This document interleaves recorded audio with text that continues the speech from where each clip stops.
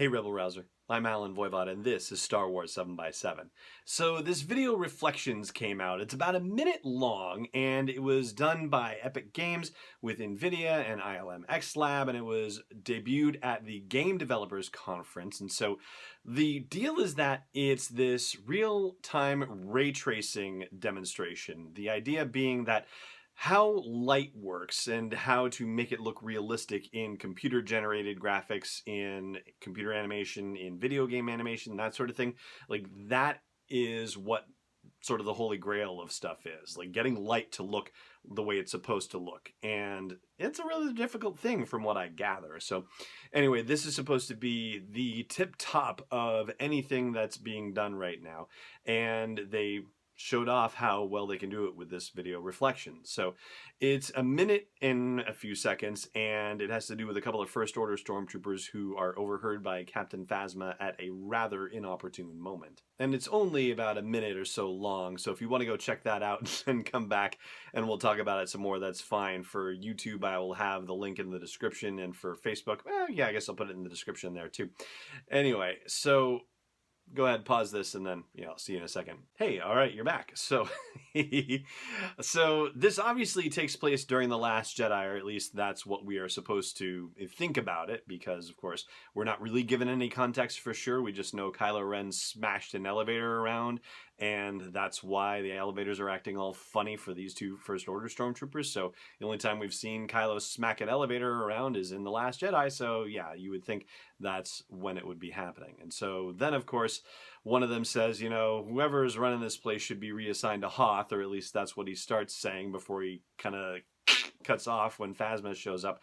And I really thought the Imperial March elevator music was a rather nice touch, very well played. And so obviously we are not in a canon space right now, because where are we going to be hearing elevator music in the Star Wars galaxy, right? So that's not happening. It's a real, it's a real strong desire that we all have to see anything new produced by the Lucasfilm folks and say, but where does it fit in the canon? Because, if you go to the trouble of rebooting the canon, as Lucasfilm did, then you go to the trouble of saying, well, kind of everything is being evaluated in this lens of, how does it connect with everything else, regardless of whether it's for adults or for kids, right? We're getting these things like these World of Reading books, and thanks to Disney Lucasfilm Press for sending me a copy of this. But, this stuff is going through the sort of the same critical lens to make sure that it doesn't conflict with any of the stuff that's in, like, say, the Last Jedi novelization, for example.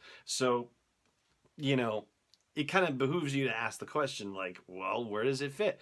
But the fact that they can drop those troopers on Hoth at the end of this thing suggests that either A, the First Order has really made some tremendous incursions into the galaxy, just like Rey told us they would in The Last Jedi, or we should just consider this as comedy and let it go and just let it be what it is. But these guys kind of strike me as screw-ups regardless, and I'm surprised that they haven't been found out much sooner than this, and maybe that's the case. Maybe this was actually the last straw. Phasma was like, look, I've put these guys through reconditioning over and over again, and it's just not working out, so let's just throw them on some ice planet and hope a Wampa gets at them and be done with the whole thing. So maybe it's a little closer to home and a little closer to reality than we might expect.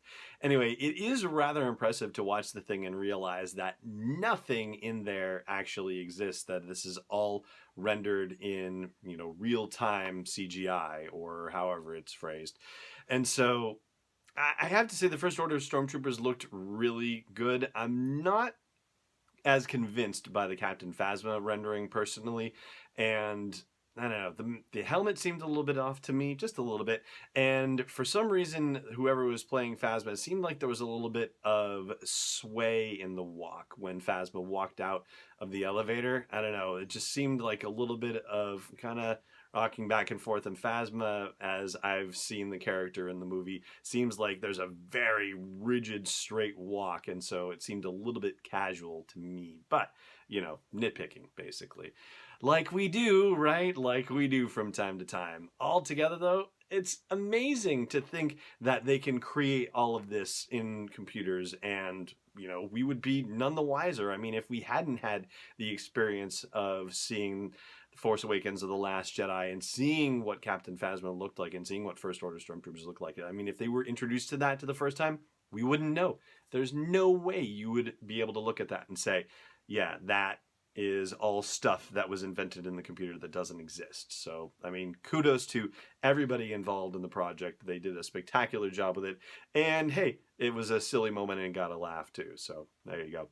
I'm going to take a break for the audio version of the podcast and talk a little bit about stuff that's been talked about on the Star Wars show recently. So if you want to check that out, you can check that out at sw7x7.com/iTunes or wherever you like to listen to podcasts. But as for the video portion of the episode, this is going to be it. So I just want to say thank you so much for watching, and may the Force be with you wherever in the world you may be.